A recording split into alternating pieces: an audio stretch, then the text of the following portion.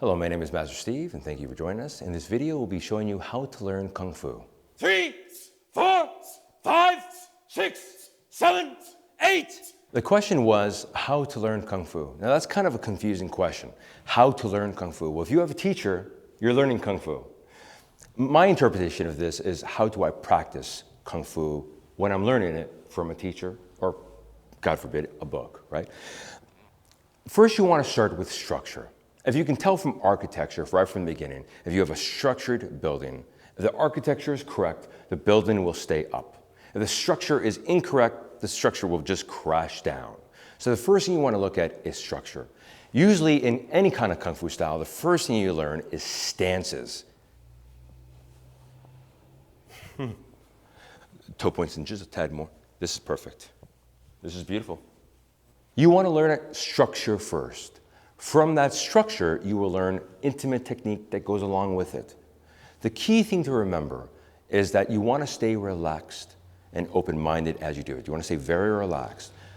For instance, when you do a move like so, a simple little block, stay very relaxed. And remember that it's more about structure at the beginning than it is about feeling of the technique. More about structure, because with proper structure comes power. So when you practice your techniques, as you've learned them from your teacher, or God forbid, that book, you want to remember to do it slowly and relaxed. Proper structure will create a proper technique. From then on, you can add on. How do you add on from there? How do you practice from there? For some reason, it's been some kind of ancient Chinese secret. How do I practice Kung Fu? It's actually quite simple. It's called incremental training or incremental learning. You learn the horse stance at the beginning, and it's a very wide or skinny horse stance, depending upon your teacher.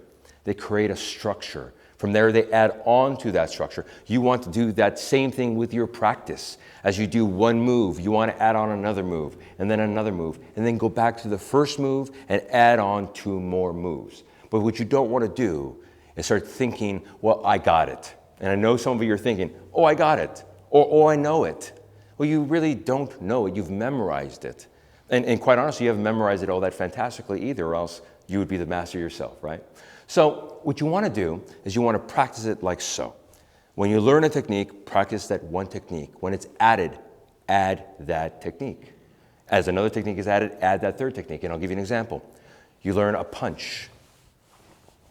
And from that punch comes a punch and then a block. And from that block comes another punch. Those are 3 movements right there. A block, or a punch, a block, and then a punch.